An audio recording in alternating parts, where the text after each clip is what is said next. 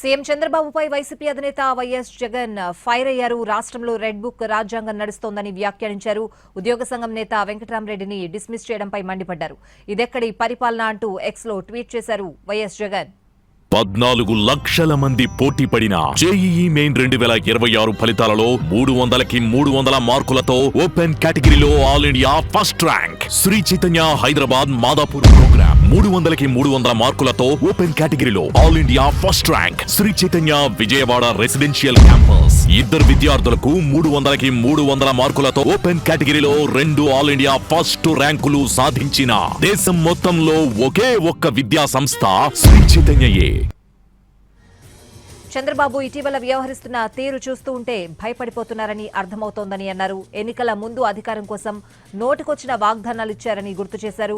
Super 6, super 7 అంటూ ప్రతి సభలోనూ ఊదరగొట్టారని తెలిపారు. ప్రతి ఇంటికి వెళ్లి బాండ్లిచ్చి ప్రతి కుటుంబాన్ని మోసం చేశారని ఆరోపించారు. 2 ఏళ్లవుతున్న మేనిఫెస్టోలో చెప్పనివి ఏవీ చేయలేదని స్పష్టం చేశారు. సూపర్ 6, సూపర్ 7 అమలు చేశామని పచ్చి అబద్దాలు కూడా చెప్తున్నారని ఫైర్ అయ్యారు వైఎస్ జగన్. రాష్ట్ర ప్రజలు ఉద్యోగుల నుంచి వస్తున్న వ్యతిరేకతను తట్టుకోలేక ప్రశ్నించే గొంతులపై బ్రహ్మాస్త్రాలు ప్రయోగిస్తున్నారని కామెంట్ చేశారు.